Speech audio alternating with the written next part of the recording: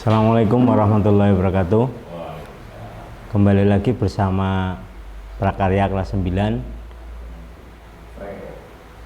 Kalian sudah lihat sendiri ya hasil kemarin untuk PTS. Gimana? Berarti kalau masih di bawah KKM, kalian masih kurang semangat belajarnya. Harus lebih semangat lagi karena ini nilai hasil akhirnya nanti akan mempengaruhi kelulusan kalian ya. Untuk materi kali ini kita akan membahas tentang pengolahan bahan pangan dari bahan dasar perikanan dan peternakan. Ya, sebelum memasuki materi, kalian harus tahu dulu tentang tujuan pembelajaran.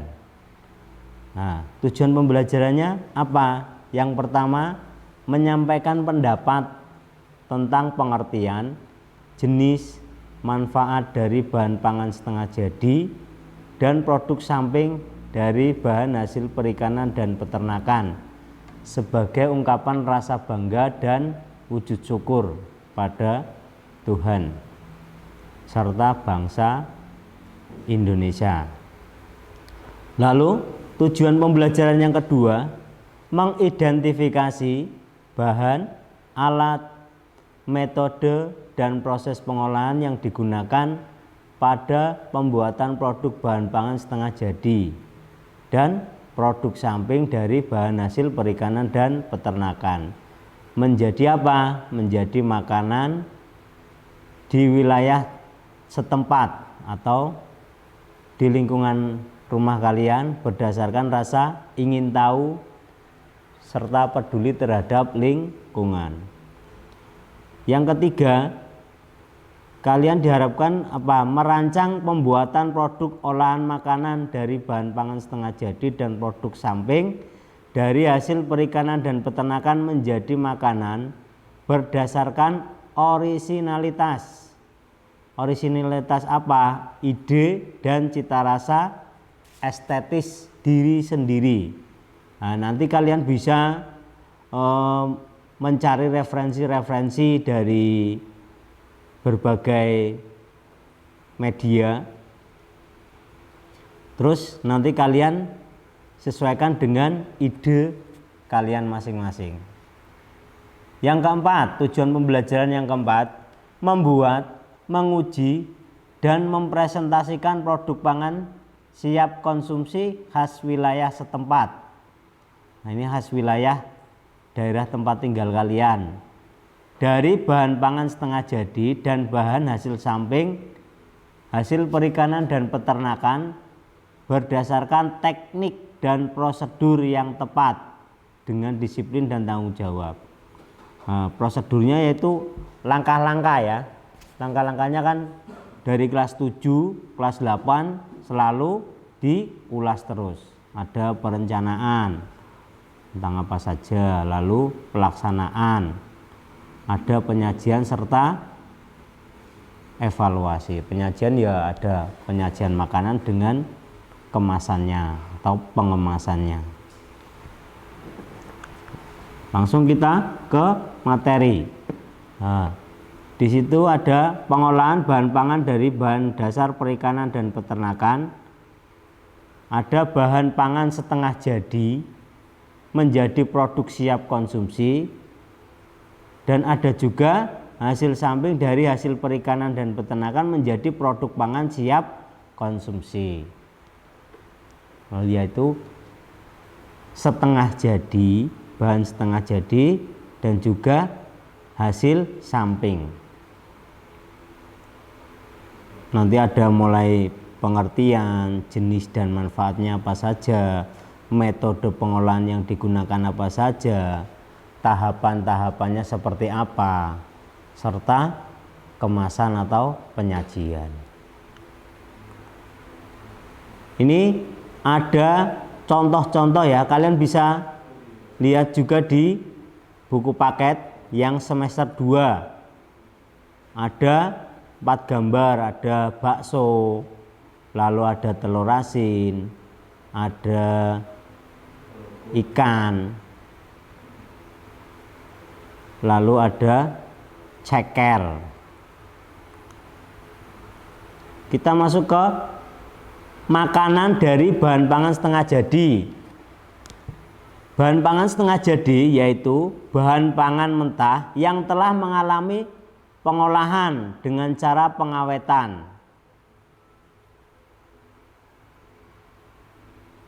Bahan pangan setengah jadi dari hasil perikanan dan peternakan tidak semuanya siap konsumsi, tetapi masih perlu pengolahan lebih lanjut untuk menjadi makanan siap konsumsi atau siap saji.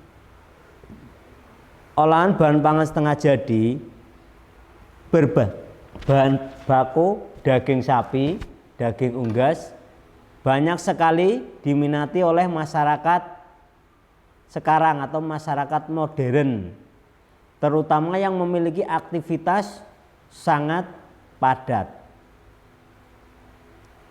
Karena apa? Karena pengolahan bahan pangan setengah jadi disimpan lama dalam kondisi beku atau dimasukkan ke dalam freezer atau lemari atau kulkas, lemari es ya. Ada contohnya yang biasa kalian jumpai ketika kalian pergi atau jalan-jalan, ada bakso. Lalu ada juga di warung sebelah atau di warung tetangga atau bahkan ada yang orang tuanya jualan, ada sosis, ada juga nugget. Nah, atau dapat juga disimpan dalam kondisi kering. Dalam kondisi kering contohnya apa? Dendeng, telur asin, dan juga abon.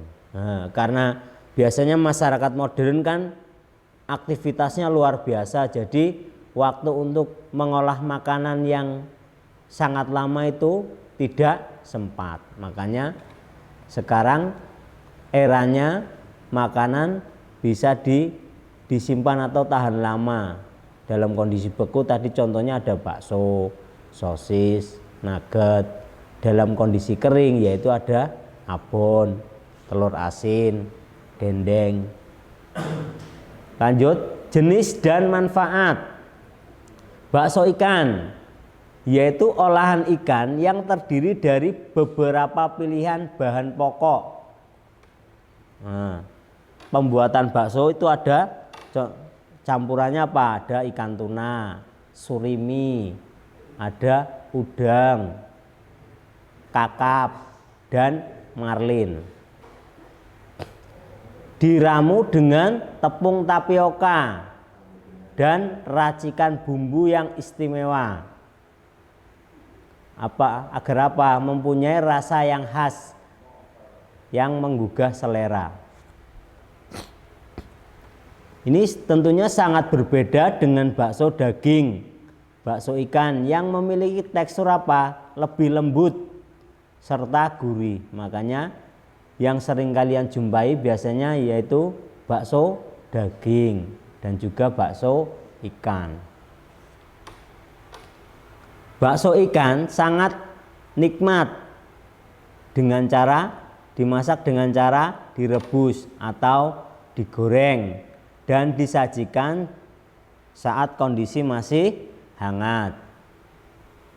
Di musim hujan atau cuaca dingin, bakso ikan adalah teman setia yang menghangatkan tubuh. Ya, selain bakso ikan tadi ada bakso daging ya. Ini yang mudah kita jumpai. Lanjut, yang kedua ada dendeng. Dendeng cumi.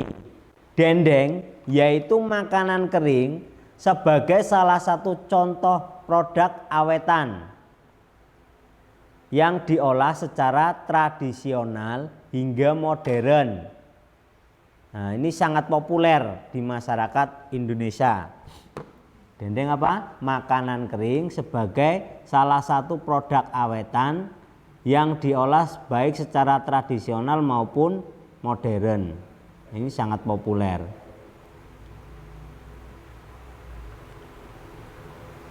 Karena apa? Rasanya yang gurih dan lezat, Dendeng cumi-cumi juga merupakan makanan tradisional yang kaya akan kandungan gizi.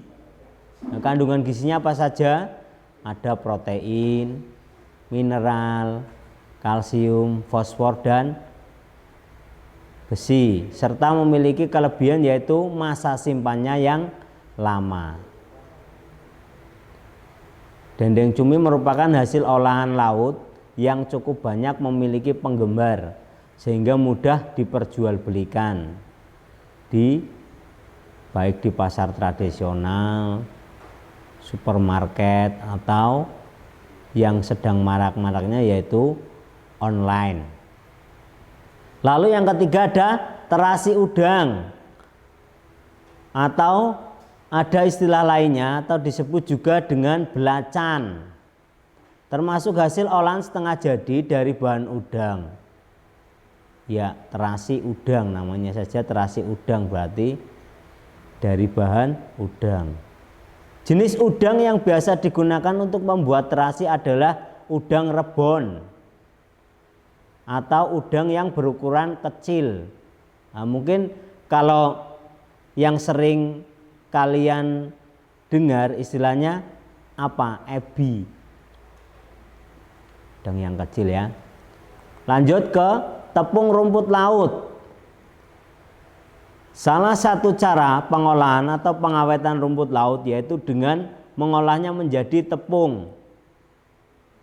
Dengan pengolahan menjadi tepung, keragenan rumput laut akan sangat bermanfaat di samping lebih praktis dalam penggunaan dan penyajiannya, juga memudahkan dalam hal pengemasan dan distribusi. Nah, karena sudah dibuat tepung, ini akan lebih mudah untuk dikemas, serta dalam proses distribusinya juga mudah.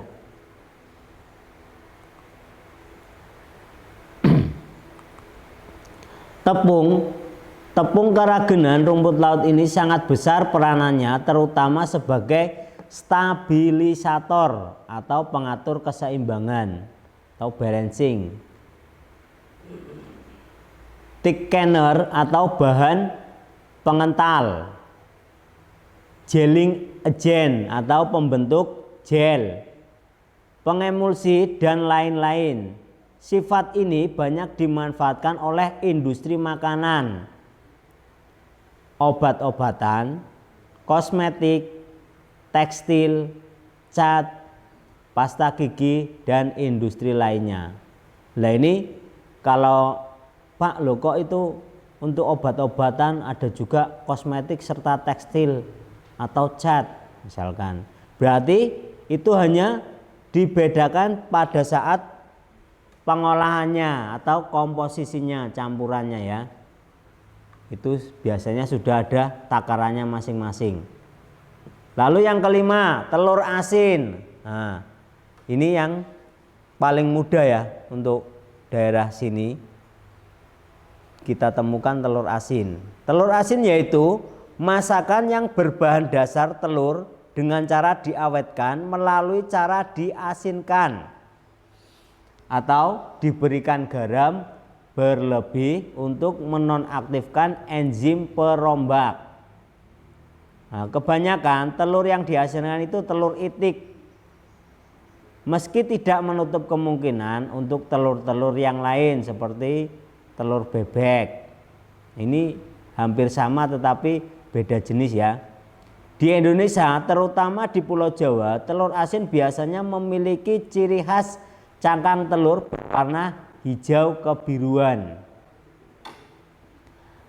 Telur asin yang dinilai berkualitas tinggi memiliki ciri-ciri bagian kuning telur berwarna agak kemerahan, kering, atau jika digigit tidak mengeluarkan cairan, tidak menimbulkan bau amis, dan rasa asin tidak menyengat, tekstur berminyak.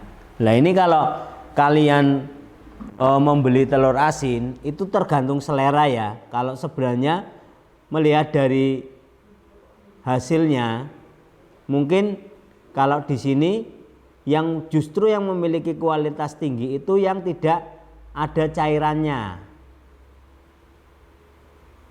atau yang kering. Tetapi kadang ada yang selera kita itu justru malah pengennya telur asin yang ada cairannya. Lanjut, dendeng daging. Dendeng adalah daging yang dipotong tipis menjadi serpihan yang lemaknya dipangkas, dibumbui dengan saus asam, asin, atau manis dengan dikeringkan api kecil atau diasinkan dan dijemur. Hasilnya, daging yang asin dan setengah manis tidak perlu disimpan di lemari es. Nah, ini dendeng merupakan contoh makanan yang diawetkan atau tadi yang termasuk golongan kering. Dendeng termasuk makanan berbentuk lempengan yang dibuat dengan cara pengeringan. Nah, bumbu yang digunakan dalam pembuatan dendeng antara lain garam, terus gula merah atau gula Jawa ya, dan rempah-rempah atau bumbu yang lain. Nah, garam dapur merupakan bahan pemberi cita rasa dan pengawet pada makanan karena dapat menghambat pertumbuhan jasad renik. Lanjut, kornet. Kornet daging berbentuk gilingan daging halus yang berbumbu. Produk ini tersedia dalam kemasan kaleng atau saset. Dengan diproses menjadi kornet, masalah penyimpanan daging sapi segar dapat diatasi.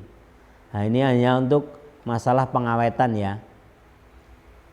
Agar awet, daging sapi segar memang harus disimpan pada suhu yang dingin atau beku. Akibatnya menjadi tidak praktis apabila akan digunakan.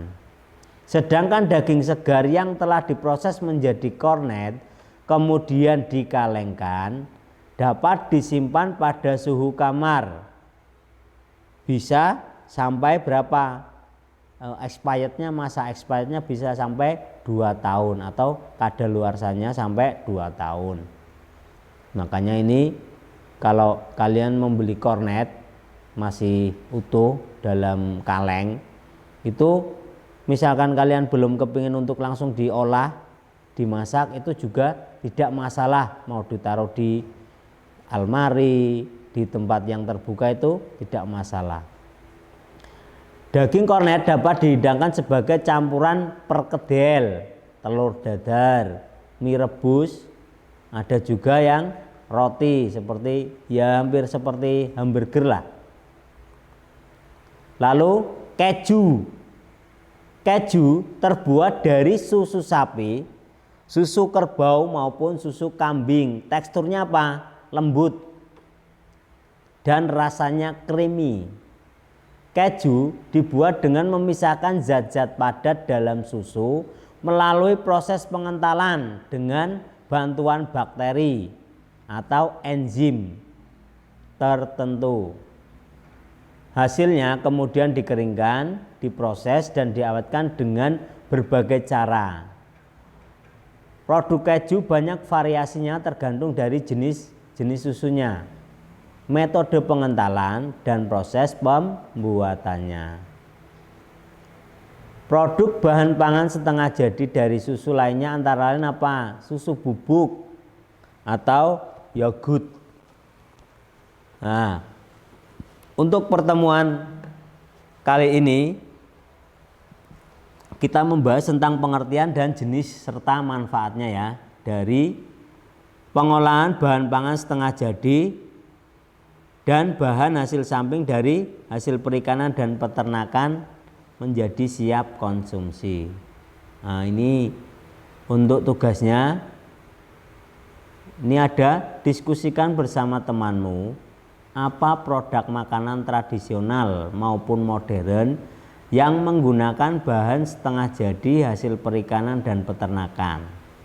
Nah, sampaikan pendapatmu nanti melalui catatan atau tulisan ungkapan perasaan ya di buku, lalu nanti bisa dikirim kirimkan melalui WA.